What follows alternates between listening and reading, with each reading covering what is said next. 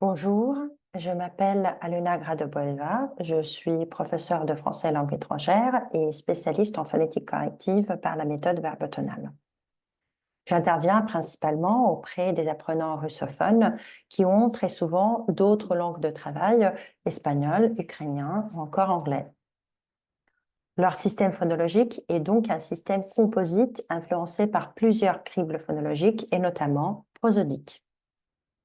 À l'oral, j'observe souvent des erreurs comme je voudrais vous parler, cela la rend heureux, je préfère de prendre le bus.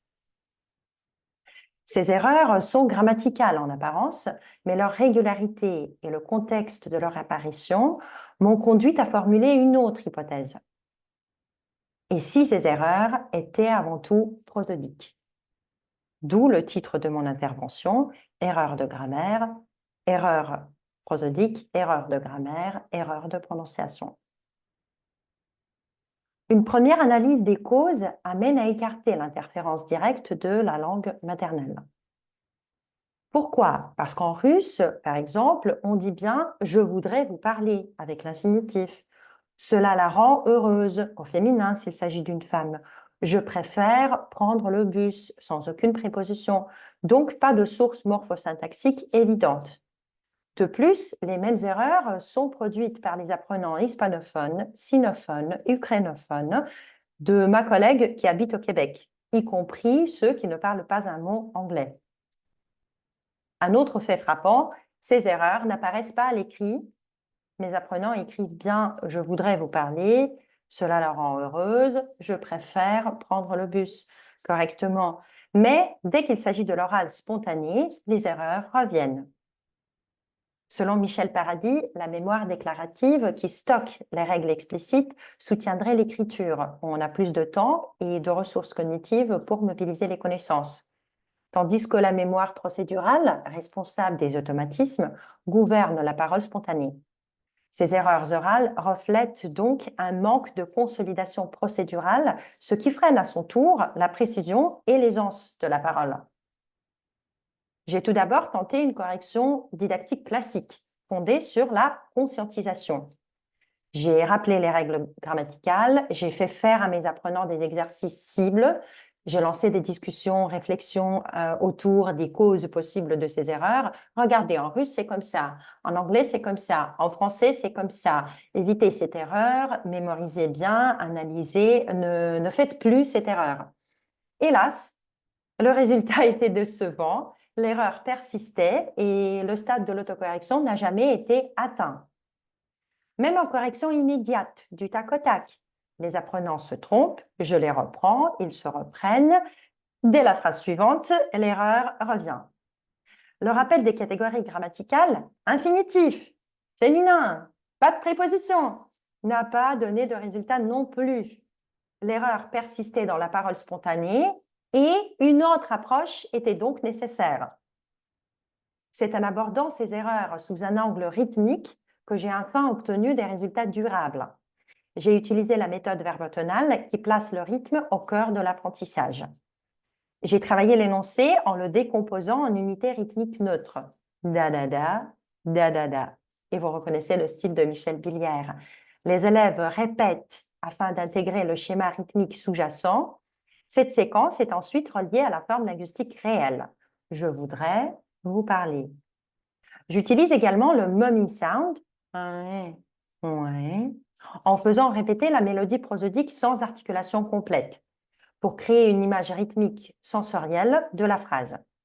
J'ai recours également au battement manuel pour marquer le tempo de l'énoncé.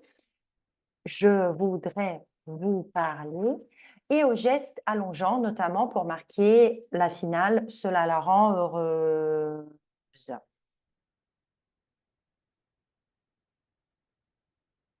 Ce travail répétitif par les entrées sensorielles variées vise à ancrer en mémoire procédurale la structure prosodique correcte. Il s'agit moins de leur montrer la bonne forme que de nourrir leur mémoire rythmique, comme le suggèrent les principes de la grammaire interne de Claude Germain. Ainsi, la stabilisation de ces patrons prosodiques permet aux élèves de s'autocorriger de manière spontanée dès qu'on les aide à réactiver le tempo de l'énoncé. Je leur rappelle un fragment avec une suite cadencée par les battements de la main ou un rythme. Je voudrais, je voudrais, je voudrais, da, da, da. Il se corrige tout seul sans que j'aie à reprendre toute la séquence. Je me suis posé la question, pourquoi ça a marché, pourquoi ça continue, pourquoi ça marche toujours? Et c'est la réponse à cette question que je vais essayer de trouver durant cet exposé. La prosodie joue un rôle structurant dans la communication orale, on est bien d'accord. C'est la segmentation, l'anticipation, mais aussi la mémoire. Pour ne citer que quelques recherches dans le domaine, Philippe Martin montre que l'intonation précède la syntaxe et le lexique. Elle structure le flux en groupes accentuels. Et ces groupes accentuels sont synchronisés avec les ondes delta du cerveau. Janet Fodor, avec la notion de prosodie implicite, montre à son tour que les contours prosodiques sont projetés même en lecture silencieuse. Chez les apprenants, ces contours peuvent être bien évidemment perturbés par les patrons de la langue maternelle, ce fameux crible phonologique, ou plutôt prosodique dans ce cas de Trubetskoy, mais non seulement. Ce phénomène peut être compris à travers le concept d'interphonologie, le concept très important pour cette recherche, défini par Larry Selinker dans les années 70. C'est un système intermédiaire propre à chaque apprenant, distinct à la fois de la langue maternelle et de la langue en cours d'acquisition.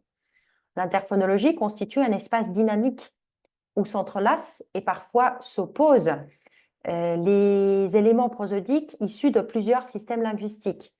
Dans cet espace en construction, les schémas prosodiques peuvent être instables, rendant la segmentation, l'accentuation et la flexion grammaticalement incorrectes, non par ignorance des règles, mais parce que ces formes n'ont pas encore trouvé de place stable dans le nouveau système phonologique émergent. Dans l'exemple « je voudrais vous parle », je peux supposer une optimisation rythmique. La chute de la syllabe finale, c'est un procédé de stabilisation pour garder un rythme binaire. Le rythme binaire, c'est quelque chose de très répandu en français. Dans des structures syntaxiques pareilles, je dois vous dire, je veux partir, je peux le faire, je vais manger. Très répandu. Cela s'aligne avec les thèses probabilistes de Pierre Humbert, où les représentations phonologiques, loin d'être fixes, forment des distributions probabilistes issues de l'exposition linguistique, modélisées statistiquement pour expliquer l'apprentissage et la généralisation des patterns phonologiques. Robert Porr, dans la théorie de la mémoire riche, Rich Memory, ajoute que la parole repose sur des traces épisodiques riches en informations rythmiques et sensorielles, et non sur des segments abstraits comme des phonèmes, par exemple. Apprendre à parler, selon lui, c'est reproduire des patterns incarnés. Cela explique ce désancrage rythmique.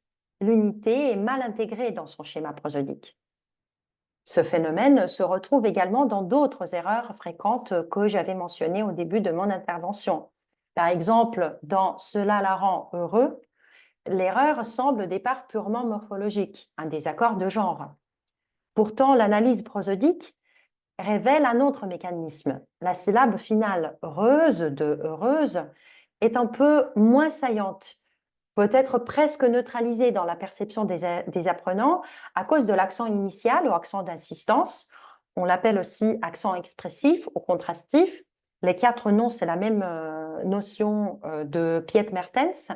Et cet accent, il attire fortement l'attention perceptive sur la première syllabe du mot, voire du groupe. Cela la rend heureuse, pardon, cela la rend heureuse, cela la rend heureuse, et au détriment de la syllabe finale. Cela peut se passer au détriment de la syllabe finale. La syllabe finale ici est aussi un peu plus relâchée à cause de la longueur et de la consonne relâchée Z à la fin. Et donc, cette syllabe se retrouve hors du champ de saillance perceptive. Cette omission ne vient donc pas d'une méconnaissance du genre du pronom là, mais d'une désorganisation rythmique où le contour accentuel interne au mot masque la réalisation audible de la flexion grammaticale. De même, dans « je préfère de prendre le bus », l'insertion de ce « de » peut être interprétée comme une stratégie prosodique pour équilibrer le rythme de la phrase. Très souvent, la phrase correcte « je préfère prendre le bus » se décompose chez les apprenants ainsi, en 3 mots phonétiques. Je préfère, 3 syllabes, prendre, 1 syllabe, le bus, 2 syllabes. Cette répartition crée une asymétrie avec le groupe central prendre d'une seule syllabe. Cela peut sembler trop court par rapport au groupe adjacent pour l'apprenant et donc il cherche à stabiliser, à rééquilibrer le système. Dans la phrase erronée « je préfère de prendre le bus », je préfère de prendre le bus. Nous avons 3 mots phonétiques, 3 syllabes, 2 syllabes, 2 syllabes. L'insertion de ce « de » donne une structure plus équilibrée. Et cette répartition crée un rythme plus régulier avec des groupes de durée comparables, ce qui peut être perçu comme plus fluide par l'apprenant. Ce besoin d'équilibrer apparaît si l'apprenant ne prononce pas le schwa de prendre, qui serait d'ailleurs utile pour briser le groupe consonantique complexe de le. Prendre le bus, prendre le bus, prendre le bus, au lieu de prendre le bus. Ce schwa donnerait en fait une syllabe de plus, prendre le bus, ce qui rendrait l'image rythmique initiale beaucoup plus stable. Je préfère prendre le bus. 3 syllabes, 2 syllabes, 2 syllabes. Cela éviterait aux apprenants des éléments parasites, ce schwa. Cette syllabe parasite peut aussi d'ailleurs être interprétée comme facilitante pour briser l'autre groupe consonantique, celui de rpr. Préfère prendre, préfère prendre. C'est difficile, articulatoirement difficile. Et donc, pour briser ce groupe consonantique, l'apprenant insère une syllabe parasite qui facilite l'articulation de ce groupe consonantique. Je préfère de prendre le bus. Il n'y a plus de groupe consonantique difficile à articuler. L'insertion de ce « de » pourrait aussi jouer le rôle d'une pause remplie entre 2 groupes rythmiques. Je préfère prendre le bus, ou bien je préfère prendre le bus, même si on omet la fin. Je préfère de prendre le bus, comme si c'était nécessaire pour la planification prosodique, morphosyntaxique, sémantique de la suite de l'énoncé, comme si l'apprenant prenait de l'élan avant de continuer. De toute façon, l'erreur est donc n'est donc pas liée à l'apprentissage de la préposition, mais à une reconstruction prosodique automatique visant à stabiliser le flux. Ces observations confortent l'idée que la structure rythmique précède souvent la structure morphologique et qu'une prosodie instable peut générer des reconstructions morphosyntaxiques fautives, même chez des apprenants avancés. Cette erreur peut persister jusqu'au niveau C1. Corriger la prosodie revient à structurer la grammaire orale, permettant aux apprenants de mémoriser les structures syntaxiques dans leur dimension sonore et surtout incarnée. Les outils verbotonaux permettent de dissocier le rythme du contenu sémantique, ce qui favorise des automatismes moteurs avant l'écrit. Cela prévient la fossilisation des erreurs liées à l'interférence orthographique. Cette approche s'aligne avec l'idée du développement de la grammaire interne par l'oral en s'appuyant sur le corps et l'écoute pour automatiser les formes. Le rythme, en allégeant la charge cognitive, devient un levier lexical, syntaxique et pragmatique, facilitant la compréhension et la production orale. J'en viens à ma conclusion. Les erreurs dites grammaticales masquent souvent les failles prosodiques.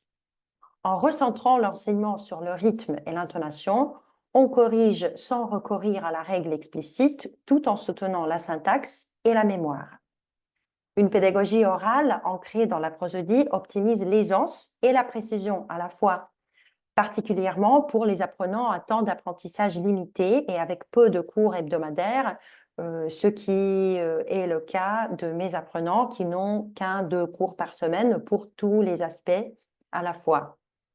En développant leur intuition prosodique, si je peux me permettre ce terme en parallèle avec une intuition linguistique, cette approche permet une communication fluide et précise, surmontant les obstacles articulatoires et favorisant une maîtrise authentique de l'oral.